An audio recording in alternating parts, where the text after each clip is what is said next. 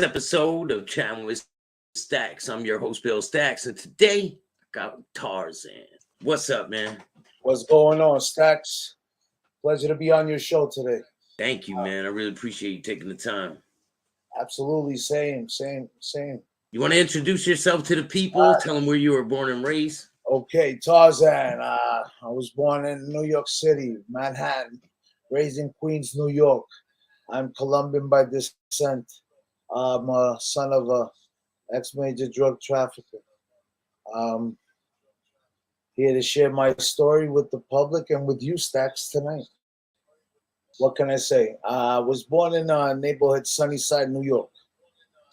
At the time, it was predominantly Irish, so a lot of Colombian immigrants. My mother, blonde hair, blue eyes, would get jumped by the Irish, So Colombians and Ecuadorians, immigrants, had to team up together, And basically my father, which I can't name his name, but he's a big legend out there.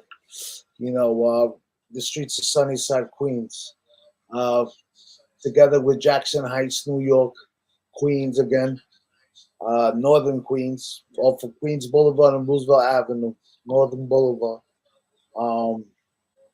Basically where us Colombians, have our stomping grounds from. We grew up pretty humble. I remember going to the beach a lot, as a little baby. I remember. I used to drink off my mother's teddy milk till I was 2.5. I see my little brother having some milk, and my mother would give it to me. I would, any bad people, I would kick them. I had these cowboy boots, 2 years old, 3 years old, and I loved them, and I never took them off. And I would kick people in the shins, only the bad people.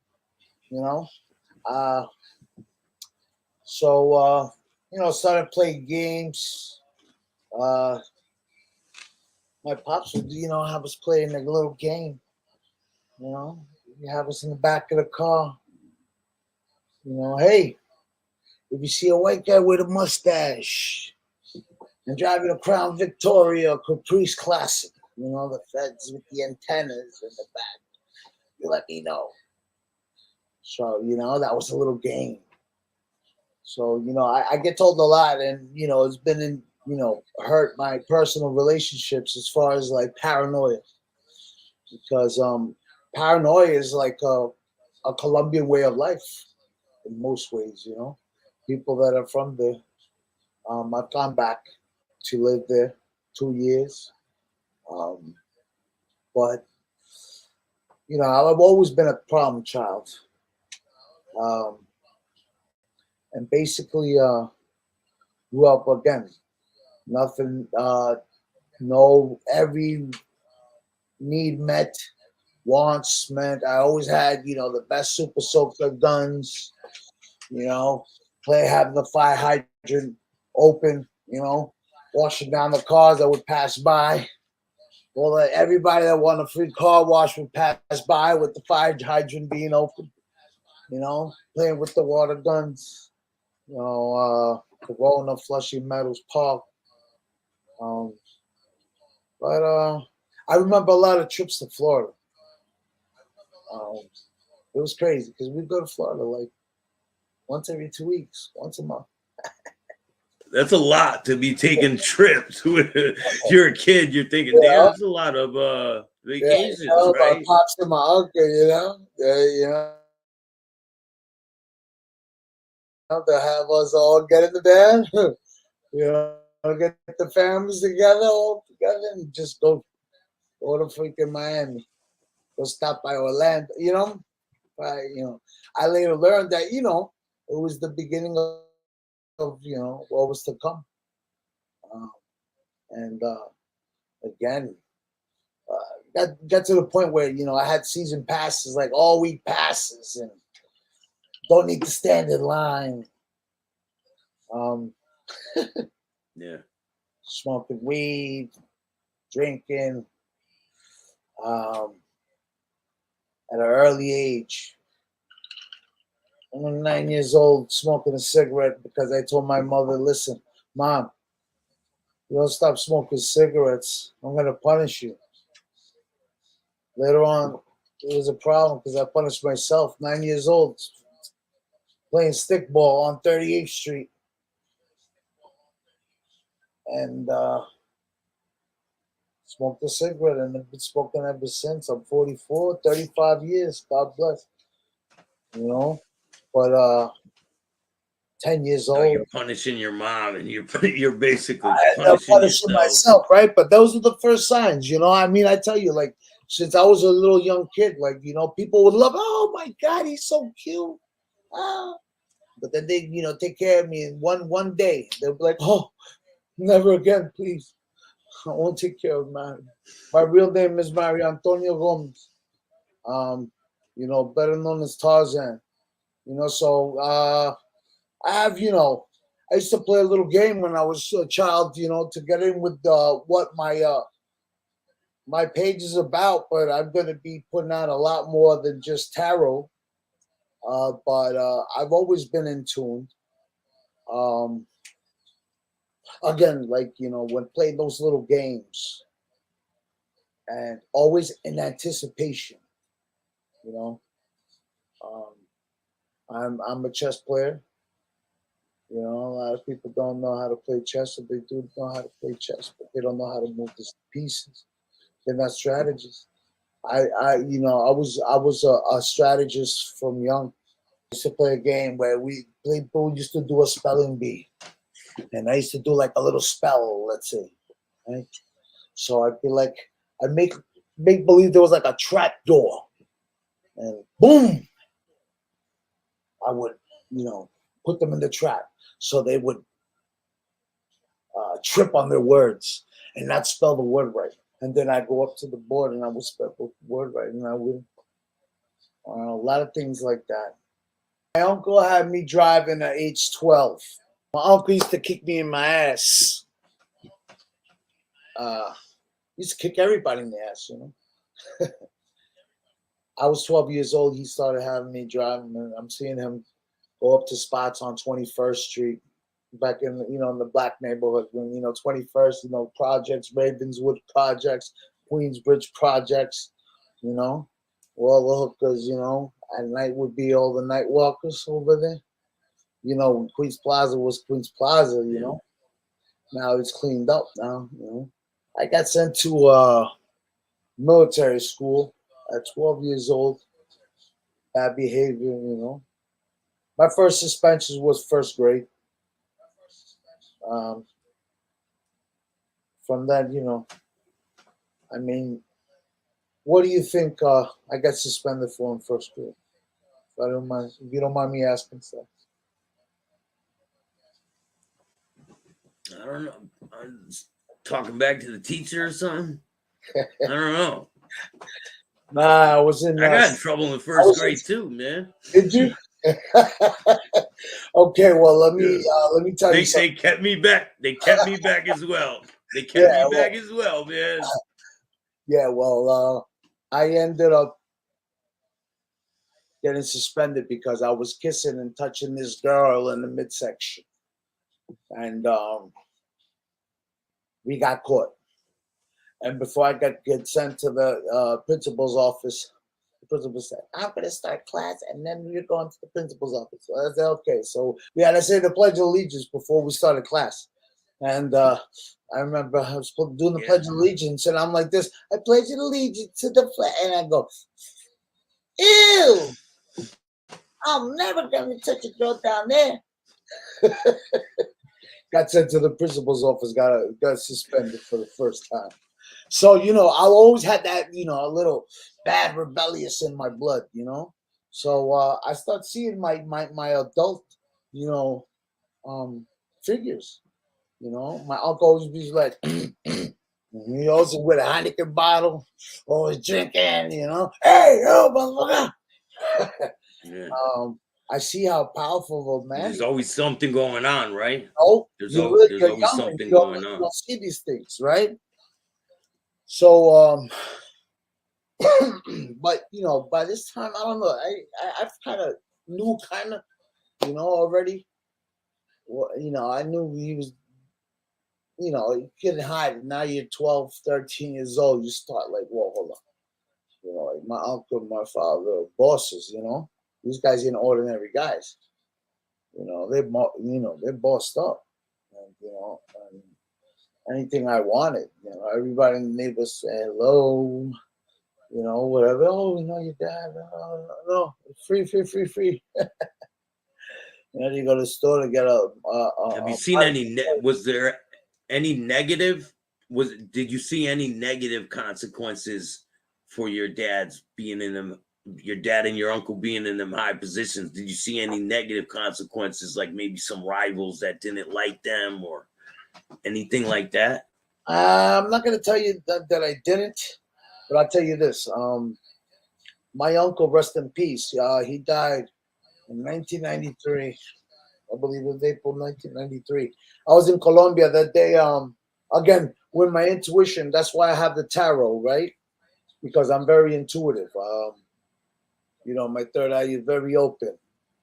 I'm an illuminated individual, and I've had the privilege of being around a lot of good people. And as far as rivals, I'll tell you, my uncle died on a Wednesday. I was in Colombia on punishment.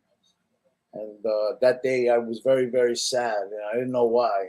And that Friday, my cousin told me, listen, Mario, we're going to have to go back to New York. I said, why? They said, we got to, sign some paperwork for your school. I said, I thought I had everything done. They told me that Saturday morning when I was going to fly to New York that my uncle's dead. I said, when did he die? They said, Wednesday. I said, shit, that was the day I was all sad. I felt it. My uncle was going to open up a cocaine lab in the border of Ecuador and Colombia. There's a small myth that goes around, that maybe perhaps he was poisoned because he was a heavy drug user. He was crazy. But again, as far as like rivals, no. I mean, yeah, rivals. There's always rivals, but I mean, people that owe money, things like that. I mean, don't get, have gotten dealt with a certain way. Yeah, what type? Can you explain some situations like that when people owed money? I can tell you no. I mean, my uncle wanted somebody wrapped up. He gave get him wrapped up real fast. That's it. When we're, a lot of close associates, seemed like, listen, man, your uncle was a beast, man. He plugged the guys himself. Supposedly he got 5 guys. I mean, this is real. Again, thank God that he was dead, because I mean, if he would have got caught by the government, forget it. That's life. My pops was more lenient. He never did anything like that at all. Again, you lose money when let's say I know a story that got shot. They took 450 grand. And I'm telling you, I go, yo, pops, who are you talking to? He goes, oh, I was talking to this guy's mother. I go, where is she? He goes, Colombia. I go, all right, so fuck her. You know where she is? Let him pay for her. He goes, what, are you crazy? He goes, no way. I'm not going to have that in my conscience. So those are the contrasts of how you deal with, rivals, as far as, because again, and when you make so much money, there's no time, you can't really make things hot. You're dealing with business. And again, money could be made. Violence wasn't really tolerated that way from my father. But my uncle was very violent. And I thought that, that's what I wanted to do. And I've been locked up for many, many years. Light brown hair, blue eyes. First bid Spofford, the 13 months. Remember, everybody Mother's Day was getting ready. Everybody's mother went to go see him except for mine. Yeah, I was mad that day. I used to get picked on to get in fights, but that day I picked a fight. You know, fuck it.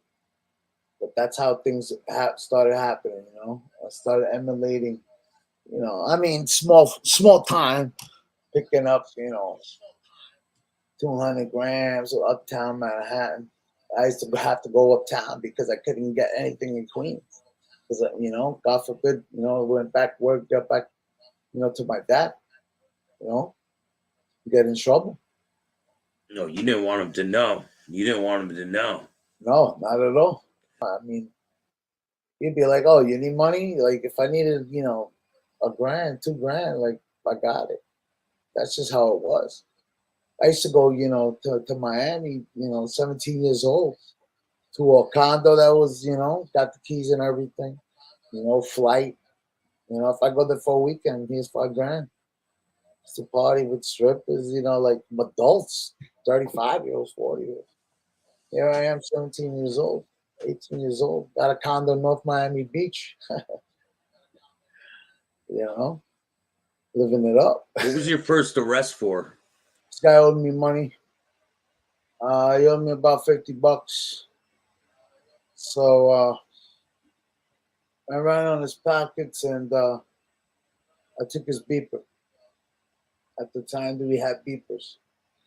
It was 1994. It was in Queens.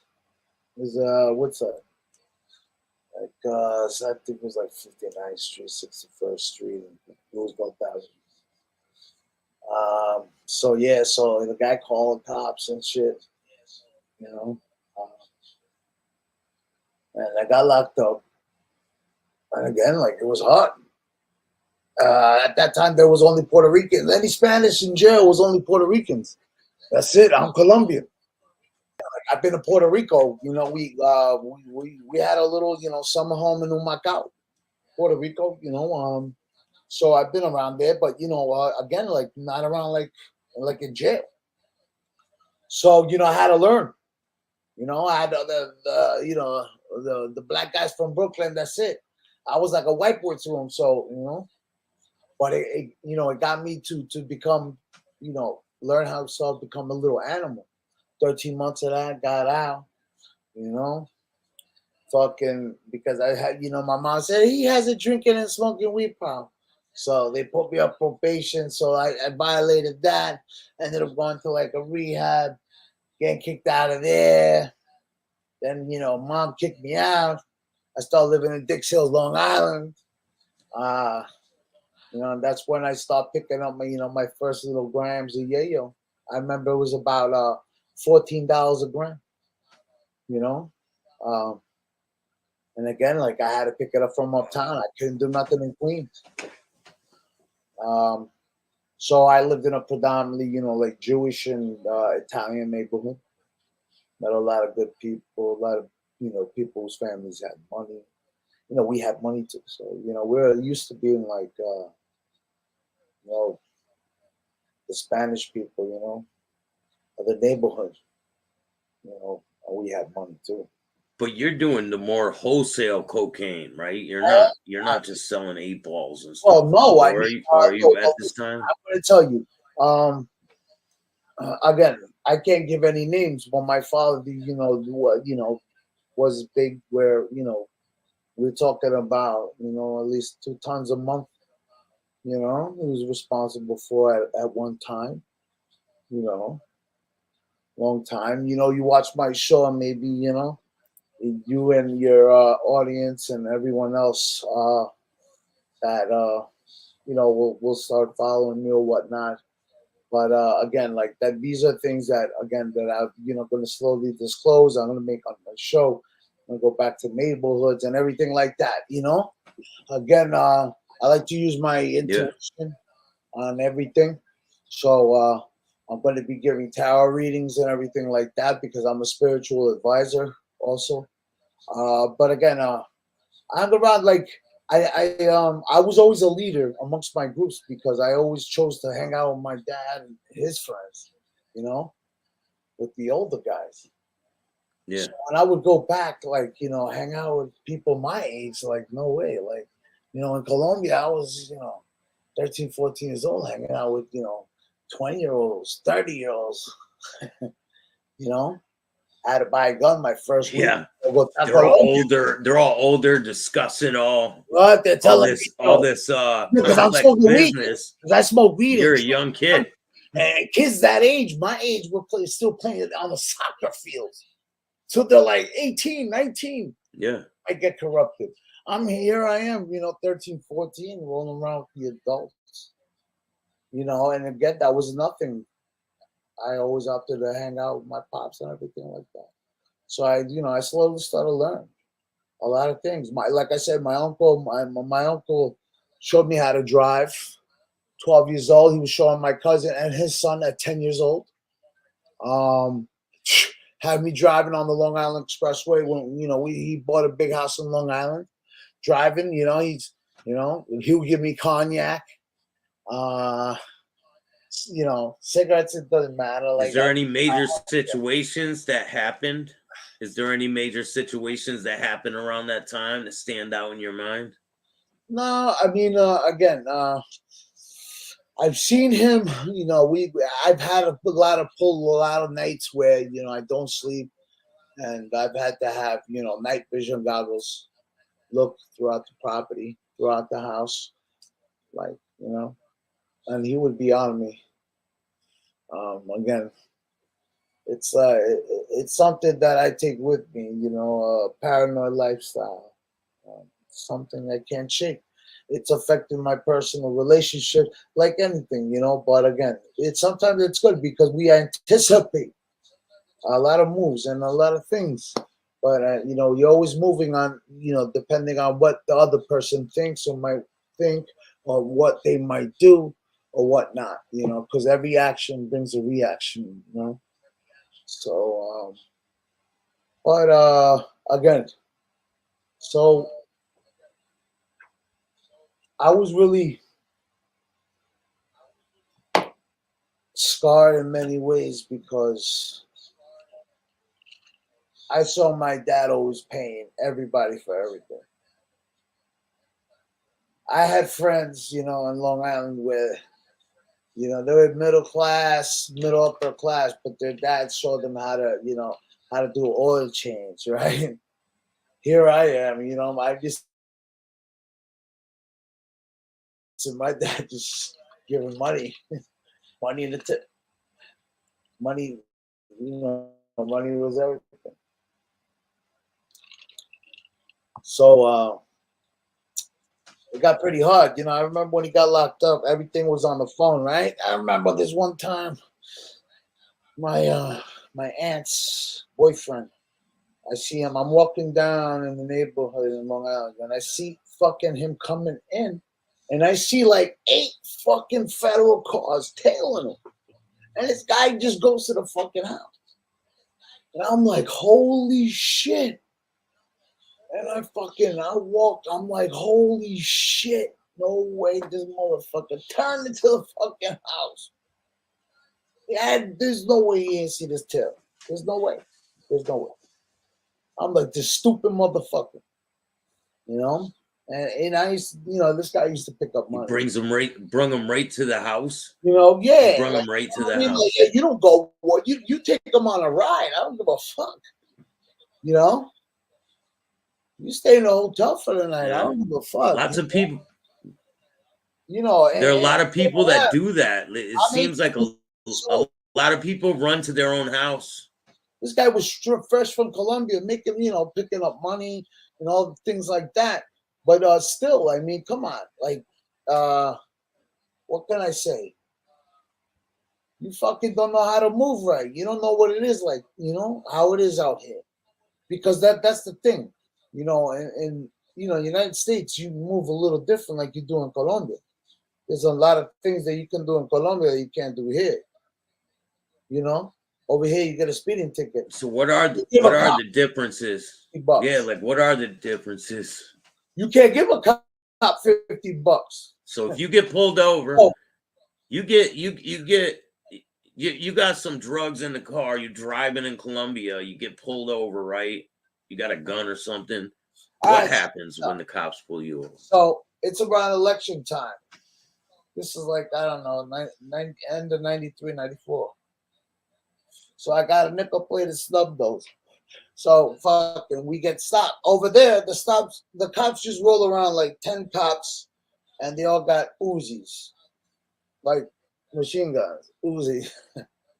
And they got fucking, like in the back of a pickup truck, right? Like in the back of a pickup truck. They're just walking on the street, so they just tell you and everyone on the block. They can tell everybody on the wall. And you have to give your papers, and they search you. So I have my gun on me. What do you need? Your passport? Do you need a passport or an ID? So I didn't have papers for the gun.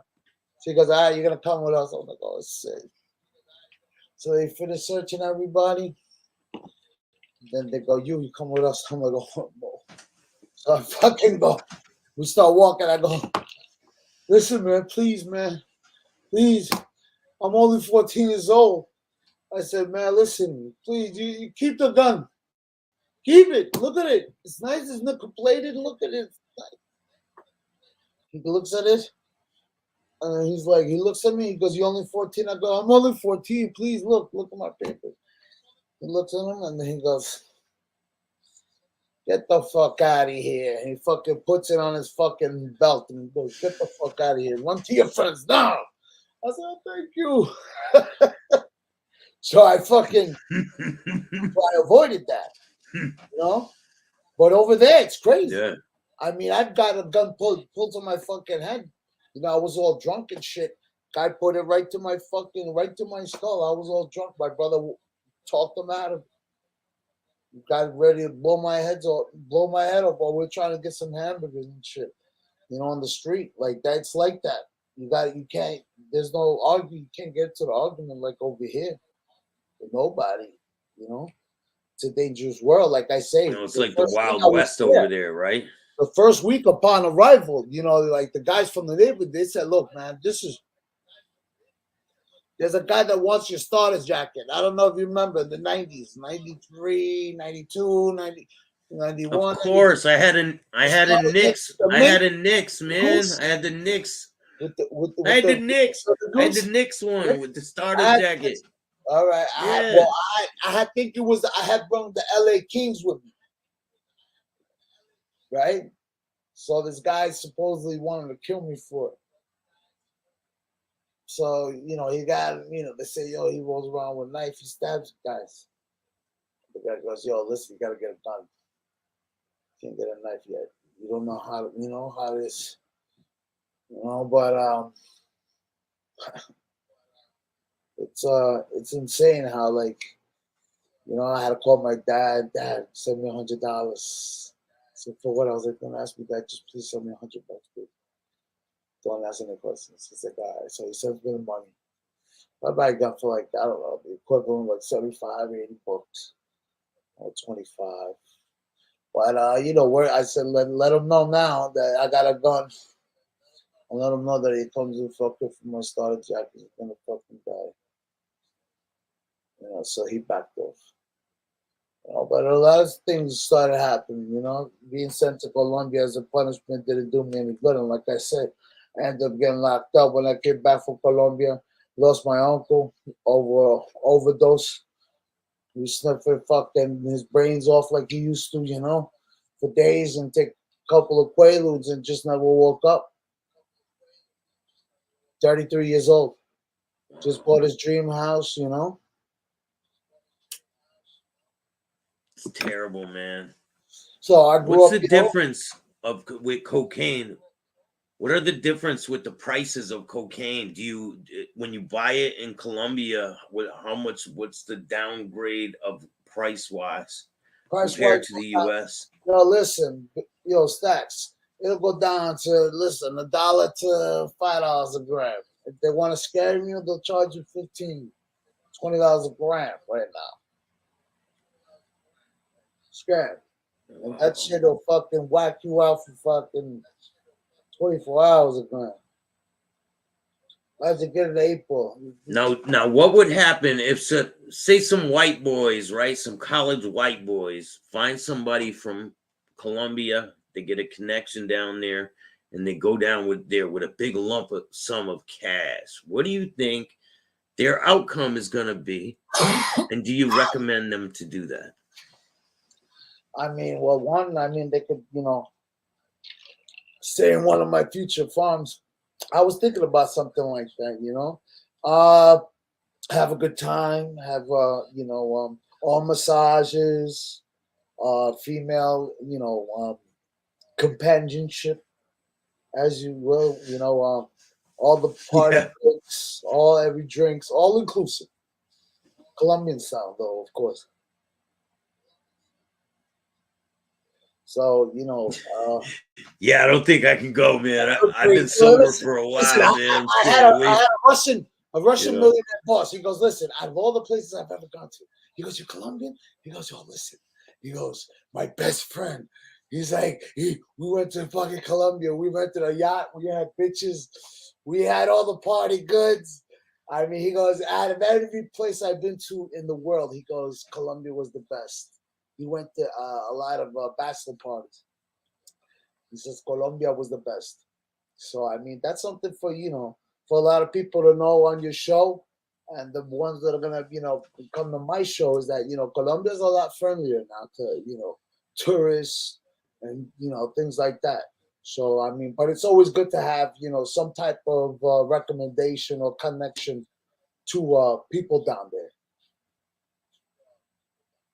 Yeah, you don't want to be walking off on your own, like outside of the hotel. You don't want to be stepping So, on other people's territory, man. Some people do that type of stuff. They don't know any better, well, listen, I mean, again, certain places in Colombia are tourist friendly now. It's not like that. It's Yeah. not as dangerous. Thank God, the Civil War is kind of like, gone down. There's no some more Civil War. But again, like it's a beautiful place to be. Uh, but I mean, for the audience to know, you go to Colombia like you're going to Mexico. Mexico's a mess right now. Mexico learned from the Colombians. They can't say no. They learned the game from the Colombians. You understand? But they already had their game. Yeah. Look at everything that's going on. If anything, the Colombians, we used to bring it in pure, no nothing, no poison, no nothing. And this stuff right now that they got going on is a real mess now. It's a problem,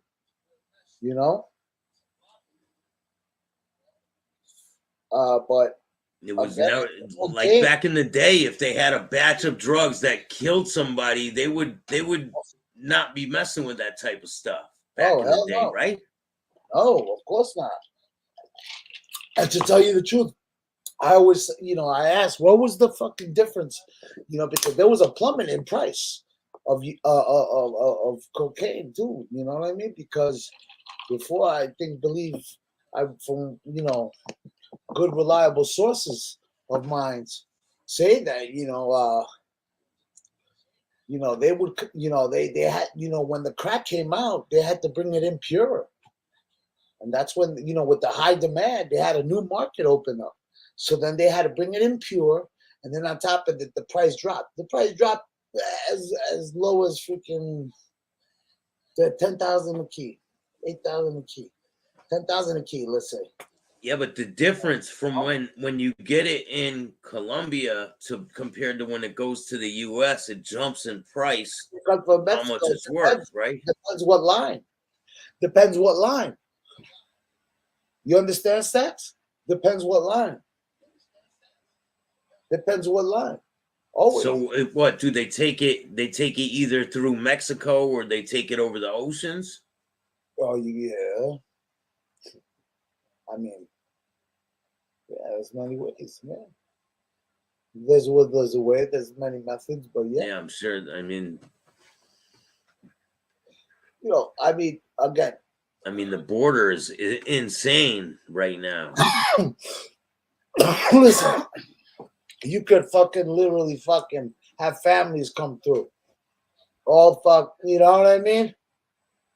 You do some, you do some, a whole family, and I mean, forget about it. It's very easy the border right now, and again, like, but everything's changed now. Everything wasn't like it used to be before. If you wanted to move stuff, there'd be guys, "Oh, look, I'll give you 100. All right, give me back the money. All right, well, give me, stop giving me the money." And as soon as they start making money, they pay you that back. Now, I mean, everyone's like, Yeah, it was like people would get it on a front, right? They won't even course, do that type of of, stuff of now. course, because you want to push. It's about, you know what I mean, keeping the ball rolling. You know what I'm saying? It doesn't matter. Just keep it coming. Pay it as it goes. But now, like, So everything. is it? Yeah, everything is a mess, man. It really is. Especially with the fentanyl and the stuff coming in from China. All of that poisonous stuff is coming from China, right? Yeah, it's coming from China, and I mean, I'm not gonna lie to you. I've thought about some insane like things. A person of my caliber, my background. I mean, there's some type of way we as a nation, and again, with I have Colombian citizenship, American citizenship. I'm American. My family's here. My grandchildren's gonna be born here, hopefully, and I love this country, and I just think that we should somehow think of a way to collaborate to counter that threat. I say do the same to them. Do you understand what I'm saying? I mean, do the same to them. I'm trying to do some what is his name? Barry Seal shit. Yeah. Yeah. Bear Trying to make Seal. it out alive though. This time it's 2023. I think SEAL Team 7 will take good care of me. But yeah, you understand what I'm saying? They got all the Yeah, money. man. They have all the money, right? Listen to this. They have all the money. So what do? They get that money back. I gonna get that money back. Well, once people get money, they like to spend money on things, right? They got tons of money. So the ones that got money want to, gonna do with people that got money. They indulge, you know. So again, do it back to them. Do it right back to them. But that's. I'm sure they have something in the works. You know what I mean? I'm sure they do. Well, I mean, again, so what can I say? Tarzan is fucking. What made My last mate. what Yo, made you want to start a podcast? all right, what my experiences? They my last major case, I say, was a blessing in disguise. But I tell you that I was getting picked on by some gang members, and the guy tried to kill me, wielding a bat at me, and I was armed, and I protected myself. He swung at me 5 times. Every time he swung, I ducked, and just let him have it. 5 swings, he dropped the bat. It's over. I fought a attempted murder case. A lawyer did me dirty. I was supposed to have that case dismissed within 2 months. But I ended up meeting a woman that I loved that I still do. But being at the right place at the right time, right? But again, Tarzan has been through many.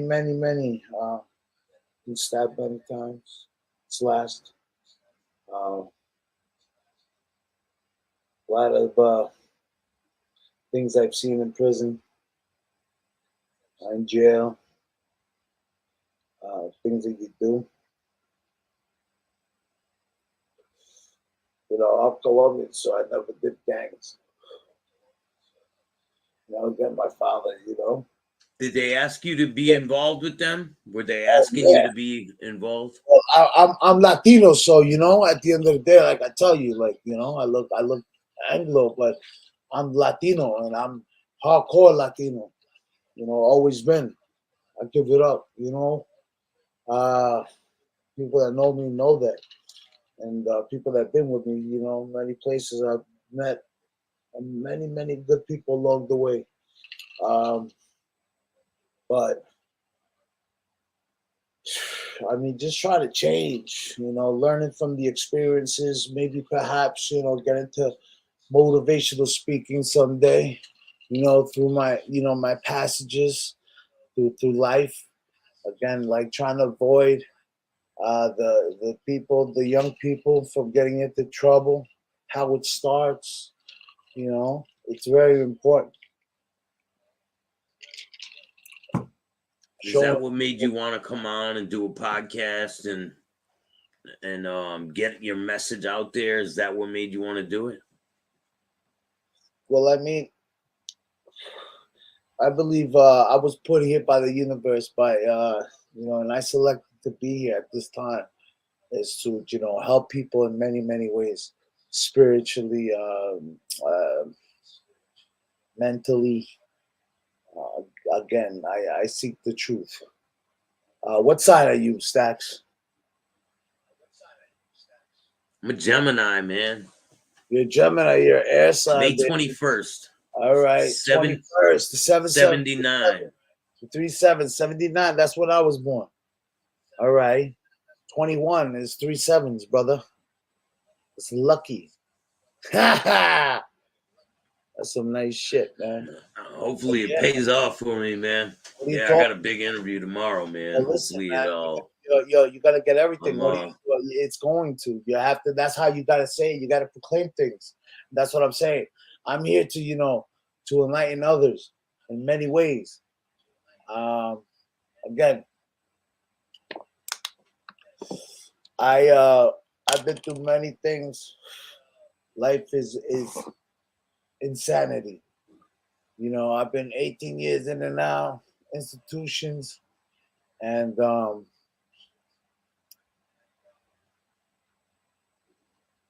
life is a gift, and you got to At the use. times when you were at your lowest, what kept you from not giving up? I would say my children and God. When I was 18 years old, I was doing a little bit skip bit. They found a pound of weed in my car, so they gave me 90 days. So I had to do 2 months. So I picked up the Bible, and like I don't know, like I liked it. And I started, just never let go of it since. You know, and I've been, in solitary confinement a long time. Like I would say a good, 4 years out of those 18. And that was the most peaceful moments, and only God could get me through insane moments. Um, I think people, stop believing and don't want to talk about God, and just not that, just connect with God and the universe, and just try to like start learning inner self. You know, uh, not just the world, because it's a small world. I don't know about you, where you're located, but here in New York City, Long Island, and all that area, there's a haze from wildflowers from Connecticut, man. Canada. The smoke. I'm in Connecticut. Yeah, I'm in Bristol, Connecticut. You smell the? Do you smell the fires? Did you smell the Yeah, fires? it's really smoky out there. Okay, so listen, Yeah. it's a small world. You know what I'm saying, Staxx? It's a small world, so that's why, like, you always look. I'm, I'm like Muhammad Ali said, I'm a real pretty motherfucker. So, you know, I don't got no scratches on my face. You understand what I'm saying? And I've been in Mac, with Max Yeah, I do. time. You understand what I'm saying? And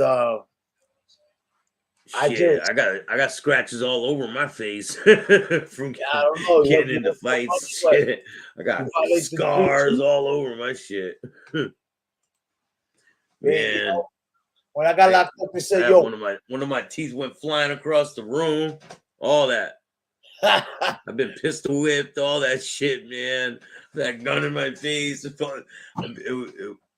bad, man. I've been beat the fuck up. I've overdosed. I've been shocked by the cops. I've been fucking ran over, Maced how many stabbed. Like, times, maced, all that good shit, right? I mean, so we are just warriors. So, but again, I lived a surreal lifestyle where, I was able to pick whatever car I wanted. I picked up fucking 750 BMW, 16 years old. I'm like, no, Dad, give me the fucking Toyota, the Toyota Corolla, little box car.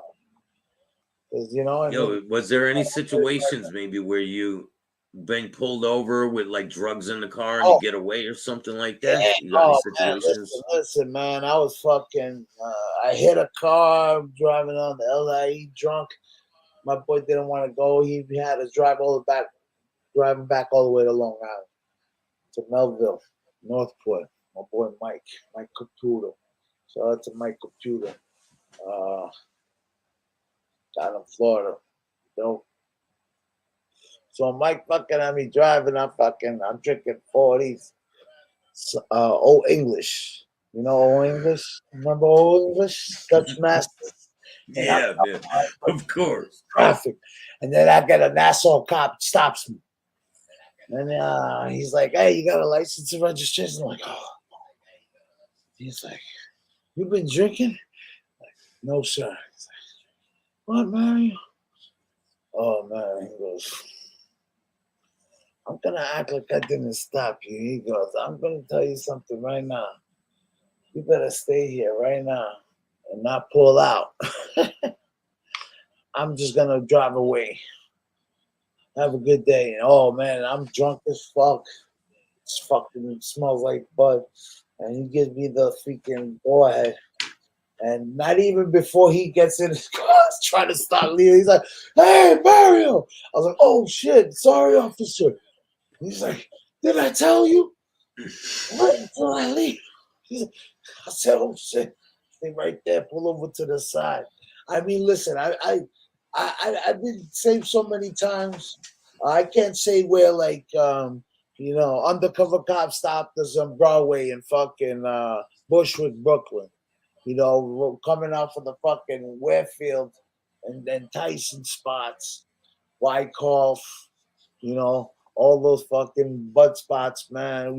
Jamaicans had it on lock back then, Jamaican wars, Hancock and Evergreen Yeah. Ave, all that good shit, where they don't give a fuck. Was there a lot of there a lot of shootings back Of then? Were there a course, lot of all they shootings? cared about was like guns and heroin. That's all they cared about. Guns, heroin, and like crack. If you had like a little bit of yayo on you, maybe 20 bags, 100 bags of weed, they didn't give a fuck. They just let you take it. What's happened to us.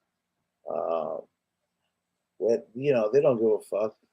That's all they really care about. Was like if you have guns and shit, But we always had the guns. I always had it home. I always, again, guns are for protection. I think about it more as home because it's not a good thing to have a gun in public or whatnot. If you're gonna have it, it's because you're gonna go do I something. mean, kids nowadays, man, kids nowadays, they're carrying them everywhere. That 3 people just got killed at a graduation out in where was it? Richmond, Virginia. Right at a graduation, man. Young people getting killed. It's terrible. They need to stop the gun violence. It's getting Yeah, bad. I mean, yeah, but you can't we can't take away the right to bear arms. I believe, again, I understand that we need the gun violence needs to stop, but again, you know, it's sad that our No, I youth, mean they changed the laws. That doesn't matter. Felons aren't going to follow the law. They ain't going to follow it anyway. You know what I'm saying? yeah, right. I mean, again, if you really think about it, for the total population, it's not bad, but it's a bad thing that it's happening in schools. There should be some type of it's sad to say, but electric detectors, metal detectors, the electronics, put it everywhere. Metal detectors everywhere. In the classrooms, It's in bad the that they even got to live like that, man. I yeah, it's remember back in when we were younger, they started putting in metal detectors in the school, right? yeah, yeah, right. Back in New York, they started doing that back in the 90s, in the 80s, right? For a long time. But I mean, look, uh, I'm gonna do a. I'm gonna try to be writing something. Make it Tarzan, Adventures in the Concrete Jungle. Um, Again with experiences. Um, Maybe perhaps I could, be back on your show once I, launch that and get that going. Um, but yeah, brother. Definitely your podcast. I'm gonna bring you on. I'll bring you on a live show, and we'll have people asking questions and all that shit, man. Yeah, but I like to get them on a pre-recorded before I yeah, release them off to the universe. You know what I'm saying? I hear you, brother. Well, as you should. I mean, but again, there's a lot of things I'm gonna be doing. So hopefully, I'll be looking into your things. You look into mine, and you know, best of luck to you and everything like that. And again, the audience and my audience will get to know me more of my stories in depth. I haven't told everything, but again, you know, uh, Yeah, man. one, It's only gonna get better, bro. yeah, The brother, best is yet to come. You that's want to right. tell the people where they can find you at? Yeah, brother. I mean, yeah, they can catch me in Tarzan 777 Tarot, my IG. Uh, Again, my YouTube channel, Tarzan 777 Tarot. Again, it's going to be tarot readings and again, many other things, motivational videos, all healing things. And thanks for having me on your show, Staxx. All right, it's been a pleasure. Definitely, man. All right, I really appreciate you taking the time, man. It's been very insightful, and I can't wait to have you on again, man. We'll have a whole lineup of some rapid fire questions for you, and we'll bring some people on here live for you to chop it up with. I got yeah. some people in mind. And maybe we could do that with like live calls, like and like I mean, Yeah, slowly, I mean, again, I could, do yeah, stuff man. where I'm out in New York City and whatnot, and when I'm doing the video, whatever, we could have you on my show. Hell yeah, I'm down. I'm right here in Connecticut. I'll come out to New York City, All right, no yeah, doubt. we could link up. If I could have us, Definitely. definitely link up, brother. All right. Hell yeah, man. Definitely, man. And if you guys like this type of content, make sure you hit the like, subscribe, and notification bell so you can get my videos every time they drop. And the link will be in the description of this video. Peace, everybody. Thanks again, bro. Peace.